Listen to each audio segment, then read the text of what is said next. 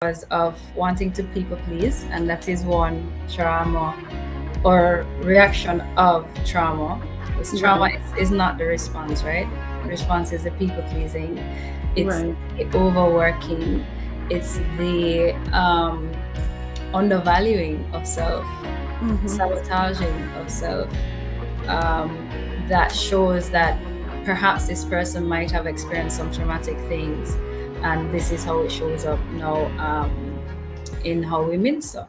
You're waiting on me, God, to give you my heart, Jesus. You're waiting on me, Lord, to do my part. Oh, but you're so holy and exalted, yet you come so low to where we parted. Hi, everyone. Welcome to the Fortified Podcast with me, your host, Felicia Blake. Uh, you know, we are a community of that are dedicated to the building up of strong, fortified city, as promised in Isaiah 26, verse 1. To help us build, we always anchor our conversations in the truth that we must seek first the kingdom of God in Matthew 6:33. And because answering the call is not throwing cold water on your best life, it's actually starting your best life. I am thrilled to welcome our guest today, Miss Chantal Monroe. And if you see the spelling, you will know that it's a very beautiful name for a very beautiful young lady who is going to come and share with us today. I just want to share a little bit about Chantal that she's the author of the book called Layers. Let me just show you here Layers of Healing. Have my copy right here, and I can tell you that I read it in one go at the hairdresser, sitting back, and I read that book, and it was such a very heartwarming book to know and to see that someone can find their own healing over time, going through what she went through. Of course, she will share a little bit of that, but she's the author of the book, and she's a certified trauma informed and Christian life coach and the CEO and founder of CKM Healing Consultancy, as well as the Layers of Healing Foundation. She has a background in finance, banking and finance, and trauma care, of course, and psychology. And so Chantal has been able to bridge that gap of trauma, especially in the corporate space. And I think she's very able, being a Christian as well, to bring some information to us as it regards to how trauma affects, us and our worship unto God. She empowers organizations, individuals, and families to heal from trauma, actually, and break destructive cycles through faith-based, holistic approaches, and and storytelling, and of course, transformative coaching. She's passionate about the workplace, as I told you, and that's why she's good for the church too, because people in the church go to work with them. Yeah. So we're going to talk about some of that and how we can heal from that, how we can become more productive as well in our relationships and in our organizations that we serve, because a lot of persons, our work is not necessarily in the church, but where we get our bread and butter is really from going to work to a 9 to 5 or our own businesses. And so I really believe that Chantal, would be able to assist us today to walk through some of the issues that we face, some of the issues that are affecting us, affecting how we show up, whether in the church or in the workplace. All right, so just sit back, relax, and welcome, Chantal. Let me just. Hi, Chantal. Welcome, welcome, welcome to the Hi. Let's Fortified podcast. Thank you so much for having me. And thank you for that wonderful introduction and actually getting my name right. Thank you. Right. That's right. That's Thank right. you so much. It's years off. I have a friend who every time I call her name, and I'm sure when she hears me, in this episode, she's going to identify herself because she's very, very Mhm. about her name.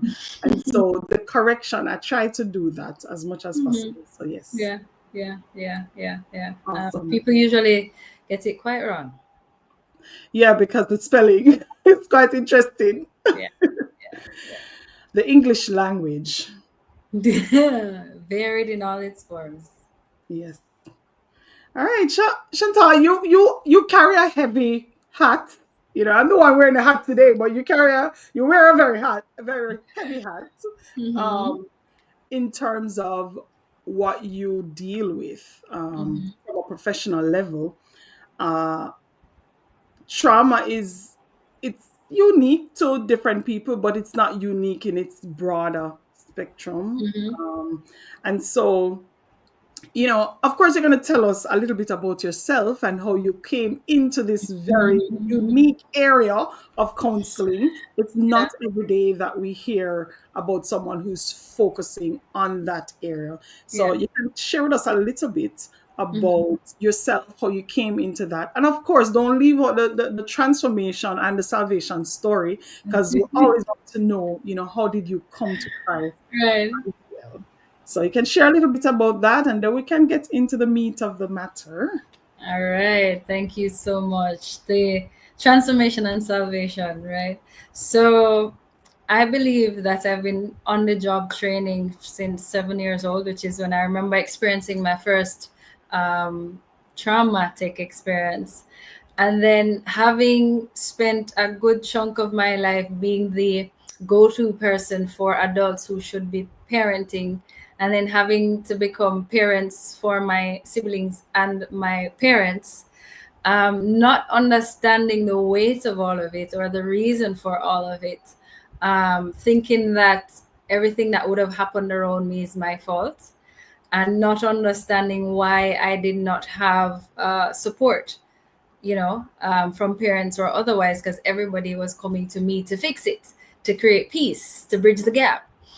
Little did I know that God was using every experience as a stepping stone to develop capacity, to develop purpose, that would one day eventually make sense to become a trauma informed coach. The experience that really, really had me experience the walk on water moment, where you turn away and you start to sleep, was in 2017 when I, as a Christian, unmarried and pregnant, I got pregnant.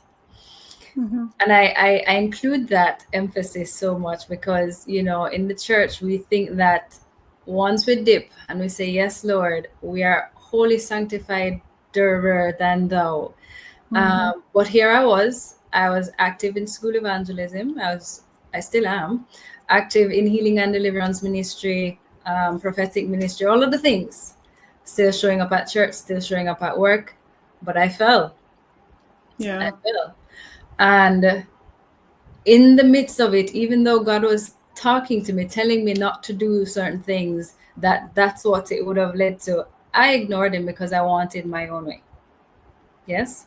Mhm. And that led to a series of hurt and pain that would open up this space for all wounds that existed from I was a baby Wow. to come Wow. to the forefront, to come to the front of the class. And it's forced me to allow God to strip me layer by layer over time Really? to get to this space of managing the weight Mhm. of unburdening persons of their trauma and the things that they travel with in life, to give it to God, because I don't hold it. There was a time when I didn't understand what was happening or why I had to go through certain things. I used to hug it up, which led to me feeling like I wanted to unalive myself or, depressed. And so now that Mhm. I know that it's literally for me to offload somebody, feel what they feel, so I can know how to navigate and rely on the Holy Spirit to really enter into that gap, and then give it Right. to God because it's not mine, Mhm. and allow Him to now touch that person and heal that person. And so When I had experienced the loss of twins in 2017, it shattered my whole life, literally. Like everything that I thought I knew about myself suddenly made no sense. Everything I thought I knew about God did not make any sense.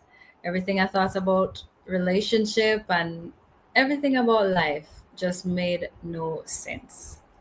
The Wow. pain of that experience became the focal point of my experience, of my being, that I felt worthless. I felt less than a woman. I felt like God made a mistake. Like, I'm a woman, I should be able to produce.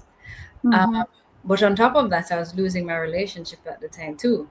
So I lost myself, I lost the relationship, I lost twins, I lost connection with my church because I convinced myself that my church family didn't love me, all in Mm-hmm. my mind, because they Yes. didn't know about the experience until like way after. And it was when I got to the end of myself, God said, you know, this is what I've been trying to prevent from happening. This is the pain that I've been trying to prevent you from going through. But now that we're here, this is how I'm going to turn it around for your good so that I can get the glory. And in 2009, I started edging at purpose, which is when we formed the nonprofit organization Reach, Inspire, Ignite, where we share the testimonies of persons in a similar fashion like this, so Mm-hmm. that others can know that they are not alone. Um, to take it a step further, we had a passion project. Somebody shared their testimony of surviving sexual abuse in the form of a letter, and we decided that we wanted to do a mini movie. What is a mini movie? We don't know, but we wanted to do it. Mm-hmm. And UNICEF and JAFTA had an opening, and they granted us to the upper end of $1.2 million to do a mini movie called I Was Only 12. It's on all their platforms, including YouTube. Okay, I'll just go to add it to the show notes. Yes. And God was just building the platform, building his platform for me to step into purpose, because after that came my retirement from corporate Jamaica. Oh, I wow. was in for 9 years. Of course, in that space, people would often come to me as a mortgage officer. People would almost automatically offload, literally Yes. every single time, to the point where persons were referring people to me, and I'm like, I'm not a psychologist yet, so I Oh, got to pass them on. But God was like, you need to leave, and it took me 3 years to obey that you need to leave, because I was wow. concerned about all of what I did not have, not having enough money, having mortgage to pay, car loan to pay, and all that stuff. But God is like, you cannot let 2023 pass and you don't leave. And the Okay. conviction was so strong. And getting to that point of knowing how the sting of disobedience is so hot, very hot, Mm-hmm. I decided to listen, send in my resignation, and that gave birth to Layers of Healing, Discovering Purpose in Pain and Trauma. Because God said, you have 3 books. I'm actually writing the second one. Awesome stuff. And then I registered CKM Healing Consultancy. And yesterday, somebody said to me, it feels like you've been doing this all your life, because I can't remember that you used to work at the bank for 9 years. I was like, yeah, no, it doesn't feel Oh, like I had wow. that life at all. So here I am today, writing my second book. Um, we just opened the nonprofit arm of the company, Layers of Mm-hmm. Healing Foundation, um, making waves in the corporate space, teaching executives, HR professionals about trauma, how to recognize it, and how to regulate their emotions so they can regulate the team that they are in charge of. Awesome. And Awesome. Awesome. God, Awesome. just a move. It's a lot. God I is doing a great work. Listen, a lot. as you're talking, I'm remembering in the rebuilding of the walls of Jerusalem when they returned from Babylon, and Sanballat and Tobias. and other persons came trying to distract them. And one of the workers said, listen, we're doing a great work, we Yeah. can't come down, we can't stop and talk to you right now. So I'm just saying to you, I hear you, and I hope everybody else hears. She's doing a great work, guys, so she can't stop right now. Thank you so much for that, So, because it's not easy, but it is I'm possible. sure. I'm It is sure. possible. So we want to backtrack just a little bit because yes, I'm hearing the resilience, and Yeah. I'm hearing the you being a fortified city, because you being a fortified city and you living in the fortified city of God, and so this is what this podcast is about, because there's so many who come out of the covering of God, walk out of it through disobedience, Mhm. um, walk out of the covering of God and thinks that the door is closed. Yeah. But we need to understand, and I know it's a part of speech to say fortified city, but Isaiah 26 really describes what that fortified city is made of. It says that its walls is made with salvation. Yeah. And so when we take off that helmet of salvation and we no longer Yeah. wear the crown or the helmet of salvation, sorry, to represent that we are part of the kingdom of God, we become bare. And so the Lord calls us back, because wearing that helmet is essential to proper worship, and being in obedience and living within the bounds of that wall is Mhm. also paramount to proper worship.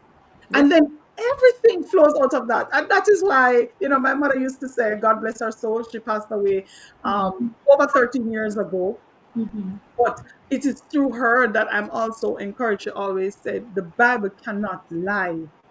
Mhm. It pays to serve the Lord, and you will get your pay. You are getting your Every pay. time.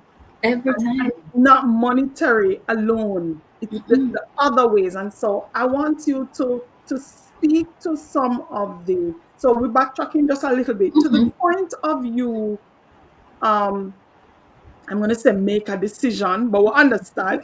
Yes. Yeah. You're serving in ministry, because that's who we're talking to today. Those who were serving, those who are serving, and their worship is not aligned properly. And so today, as we're discussing the heart of worship, the Mhm. HEART of Mhm. worship, we have to deal with the things that are hindering it on a practical level. Mhm.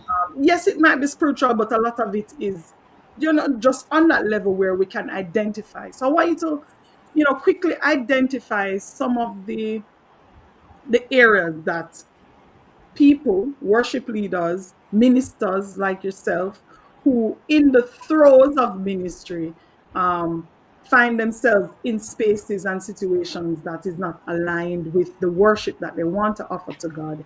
Mhm. What are some of these trauma experiences that Right. person are experiencing? So I want to just look at some of them first before we talk about how we're going, touch Right. them a little Right. bit.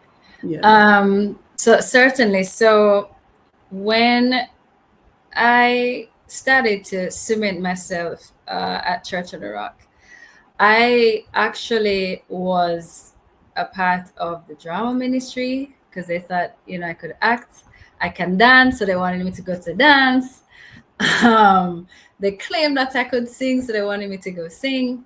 Which one can you do though? The drama, the dancing, or the acting, the singing, or all three? Drama, dance, because I actually used to dance professionally with Okay, University okay, Dance okay. Society. The singing part, I'm not so sure where them get that from, but They you hear, know, they hear your spirits. yeah, but dancing for sure, drama for sure. And then I ended up at the social media ministry, because COVID, so we had to go in every single week Hmm. to church to help. Before it was just using the phones, and now they have fancy cameras Right. to serve. And then eventually I had to leave that ministry to go to the prophetic and the healing and deliverance ministry, because during that time my purpose started to be defined. And there was a point where I wanted to stay because I started to get comfortable, Mm-hmm.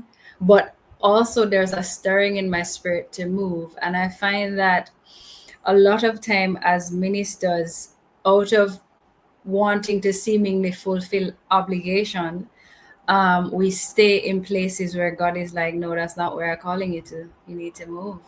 Okay. And we stay for show. We stay thinking that if we don't stay there as required, we're sinning or we're not honoring God, Yes. right? And that can be so dangerous. Yes. It's Yes. so dangerous, especially if there is an open heaven, an open kairos moment where God is like, you need to push, you need to move. Mm-hmm. You can see how it now disrupts the trajectory, the path, and God has to do what He does to get us back on a particular path. But when our heart and our mind and our body is not at that place, because to effectively present yourself in where God has planted you, it means when Jesus said, those who choose to follow me has to deny themselves. You literally have to surrender your mind, your body, your soul, all parts of you to God for that to come forth. Okay. And so we plant ourselves in places because of wanting to people please, and that is one trauma or reaction of trauma. Because trauma Right. is not the response, right? The response is the people pleasing, it's Right. the overworking, it's the undervaluing of self, Mm-hmm. sabotaging of self, that shows that perhaps this person might have experienced some traumatic things, and this is how it shows up now in how we minister. Wow. So for those who are, for example, struggling with um a sin to the point where, for example, sexual sin, because it's one of the more um, obvious one when someone is pregnant, or Hmm. Hmm. obvious when the behavior has changed, and certain things have changed about the person, Hmm. and this person is struggling. They're in it, and they're still ministering over Hmm. long periods of time. Hmm. And it's no, what would you say to that person? Because then that person is also struggling with people pleasing. Like, if I step away, there'll be nobody to play the keyboard. If I Yeah. step away, there'll be nobody to play the drums. If I Yeah. step away, then we won't have a lead singer, and the whole thing will pop down. What would you say to that person? But before you answer, we're Yeah. going to take a break, a very quick break, Yes. and we are going to make some way for our kind sponsors. Okay. And our sponsor is this podcast is sponsored by the Proverbial Truth card game. You can find the Proverbial Truth card game on Instagram and Facebook. You can connect for your copy of it.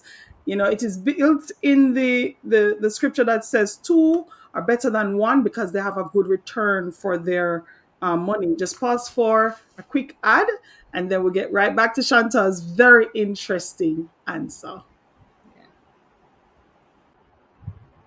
All right, so we're back. Go ahead, Chantal. You were about to give us that Yes. So response. so the danger with that is thinking that there'd be nobody to play this and you're the only one that could fill that post.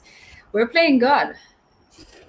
We're Ooh, literally saying, when you put it in this perspective, God, I don't trust you to assign somebody if you ask me to move. So guess what? mighty. I'm going to stay right here until I believe that there's someone fit redeemable to occupy this space. So go focus on something else. I'll manage this part.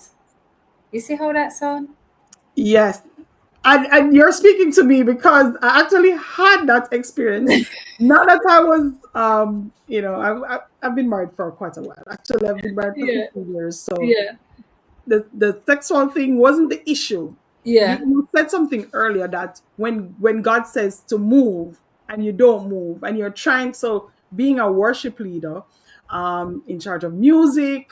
All Mm-hmm. of that I was doing, and the Lord said, "We're moving, Mm-hmm. we're doing something else." And I'm like, "No, but if I leave, this and this and this is Yes, gonna happen." and we And I forget that. wrestled with. When I say wrestle, I mean wrestle. Trust me, I get Can't it. sleep, I get wrestle. it. It was I get it. Because we forget that it was God who, in the first place, who positioned us, yeah, who went ahead and prepared the way, so yeah, that when you show up, the space would be there for you. yes. And so we forget that God is the one that placed us there. And so when it's time to move for Him to elevate somebody else and elevate us, we try to hold on too tightly.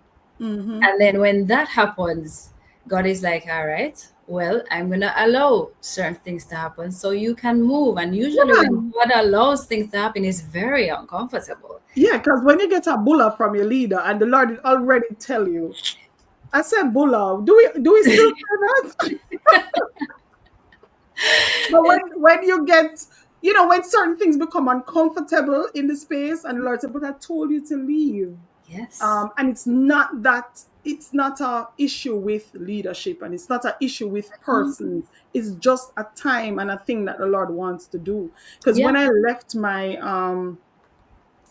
left my previous church, the church I grew up in, Mm-hmm. the proverbial truth card game Mm-hmm. became a product out of that. It's Out of almost it. like the Lord had time to talk to me about it and to Yes. get it out. Yeah. My book, that's a year old, Mm-hmm. Building Fortitude, Answering the Call to a Lifestyle of Deeper Worship, was also a product after I left. So sometimes we don't know what the Lord is wanting to do. And of course, this podcast is now a thing that the Lord is doing. Mm-hmm. And I'm just leaning into, because one of the things I learned, that being a worship leader, being any kind of minister in the church, or just being a follower of Christ, God requires all of us to offer ourselves as a living Living sacrifice sacrifice. and to be Yeah. obedient to the call. And obedience is the sacrifice, and not the on the mic singing and showing Mm-hmm. up playing unworthy or not in sync with Mm-hmm. God's Mm-hmm. timing and plans. That's not what God, that's not the sacrifice He Mm-hmm. wants. He wants the obedience sacrifice. Obedience. So, yep, And yep, seasons do change. yes. Oh, Remember, dancing, drama, never take up the singing, but social media ministry, all this stuff, and it changed, and I had to let it yeah. go. When the relationship was ending, all that stuff, I had to let them go. Because a lot of the times, the very things that we spend time in prayer and a ball knows not over, God Mhm. has to shift you to get those things to you. And you have to be But in position. that is so true. I remember when I was dancing as well. That was a God moment. It wasn't, no. I really don't believe that I had the gift. I really believe I got the gift in the season for the season, and that was it. And I danced and led a dance team for a season. Yes. And I was when I got married, I was pregnant with my son, Hmm. and that was when I danced my last dance. Yeah. And the season just Season. changed, and I knew that it was time This to time. hand it over to someone else, as the Yeah. Lord. Yeah. Yeah. Yeah. So. But the desire to hold on Mhm. can also create additional trauma. Oh, absolutely. Can Because. you can you speak to that a little bit and Because. probably help someone who Hmm. is holding on and finding every reason in the book to To hold on to hold on. something that the Lord is saying to let? Because I tried to hold on to Sagicor corporate for 3 years, but at the same time, Mm-hmm. it literally started to challenge my mental health. I Ooh. literally started to feel uncomfortable in this space where I thought that something was medically wrong. Yes. And so when you hold on and you're constantly experiencing or exposing your mind and body to constant resistance, and it might come with some form of feeling isolated, it might come with some form of feeling overlooked, Mm-hmm. because all of a sudden you're not being asked to play a particular song or sing a particular song or be the lead of a thing. You might not be asked to play the guitar or the piano this weekend, and Mm-hmm. all of that starts to build up things like rejection. All of that starts to build up things like rebellion. And when those start to manifest, because it does come with high stress, toxic stress, right? Yeah.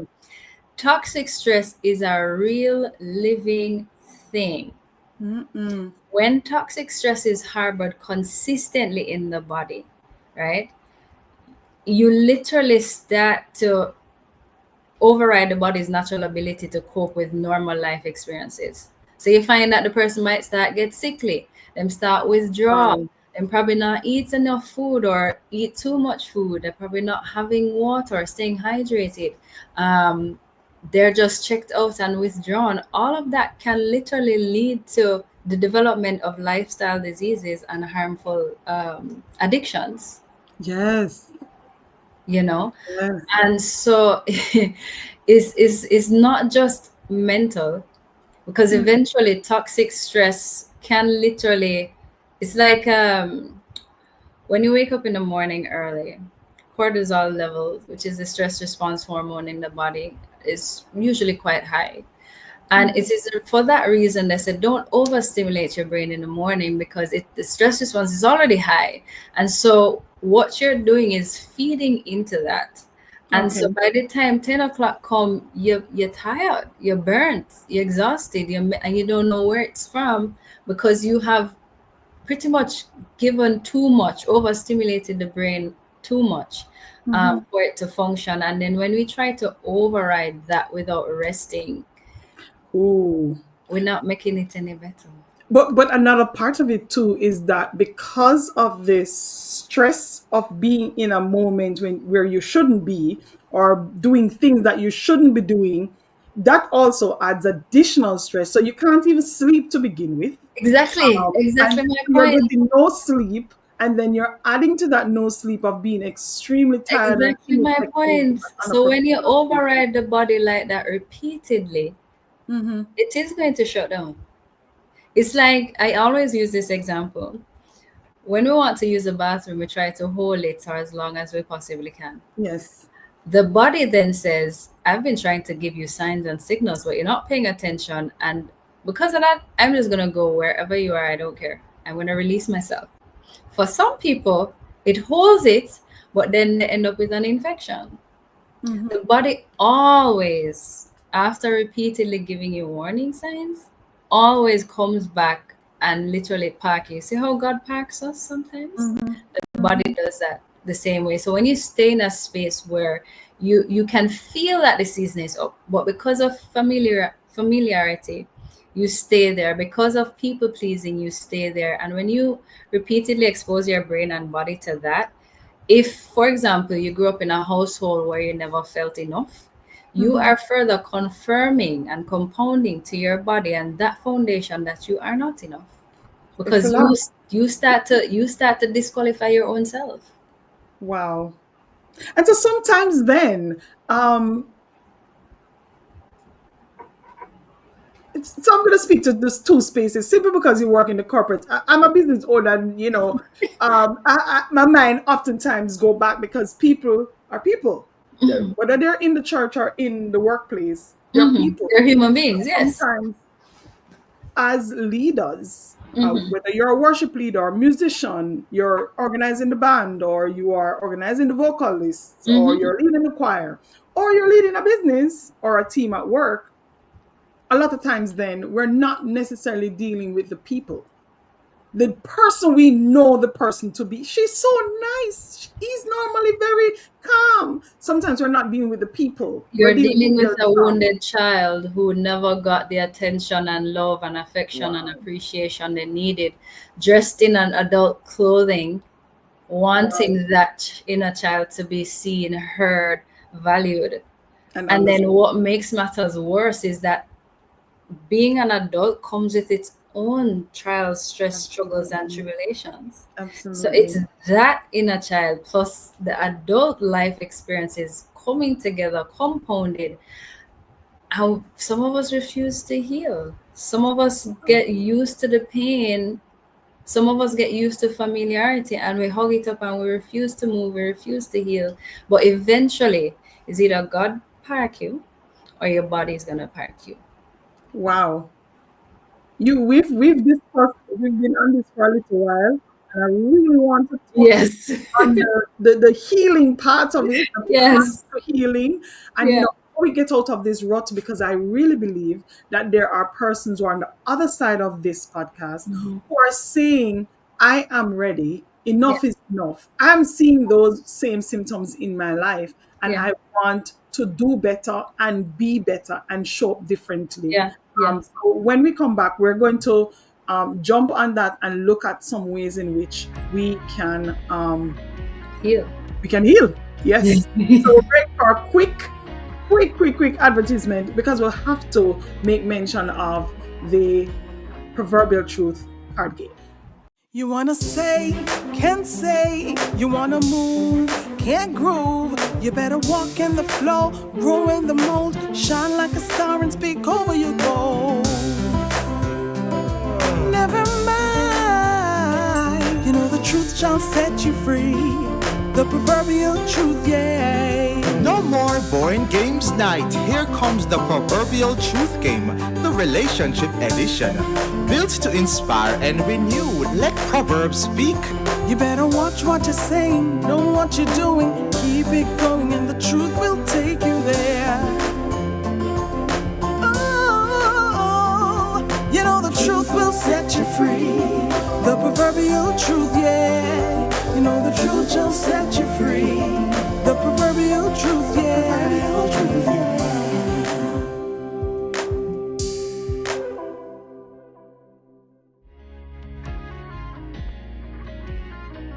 All right, Chantal. So thank you again. So you're going to help us to get over to the other side. And nothing, Rome wasn't built in a day.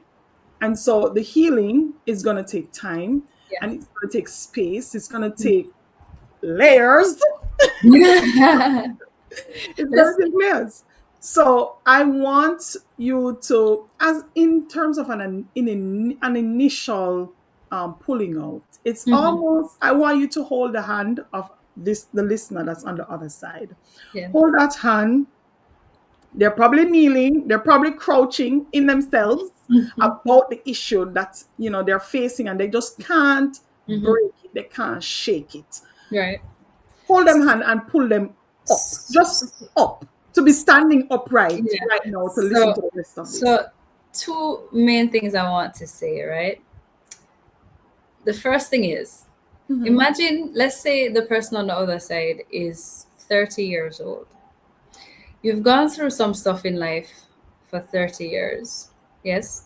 There are things that are part of that 30 years that you don't know about, generational trauma, etc., that's been passed down. You recognize that something is wrong at 30 years old, and you've decided that enough is enough. My time has come. I want something different. I want change. What you have done is taken the bold step to choose differently.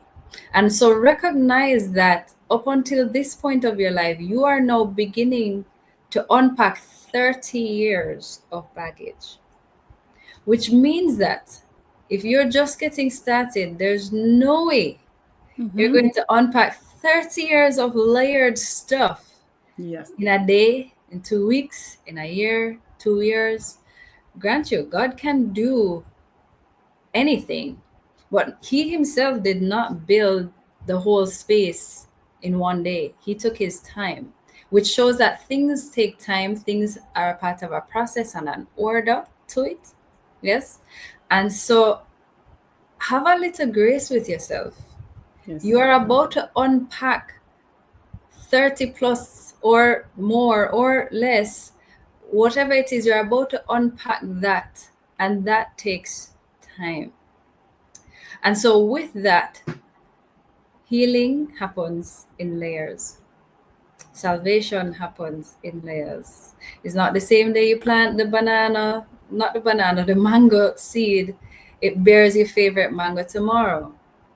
There's a process that it has to go through, the watering, the farming. I'm not a farmer, but there are processes that it goes through to get to the juicy mango that it is. Not only that, to provide shade for when the tree comes up. That's our time for today, everyone. Thank you for joining the Let's Fortify podcast. Thank you, Chantal Monroe, trauma-informed coach, doing a lot of things in the corporate space and, of course, for the kingdom of God, because we believe here that the most important thing to remember is that answering the call of God is not throwing cold water on your best life. If this episode blessed you, please hit the subscribe and share button and share it with a friend. Until next time, keep building your fortitude. Thank you for joining us. Thank Blessings, you. Chantal. Bye-bye. Blessings. Bye.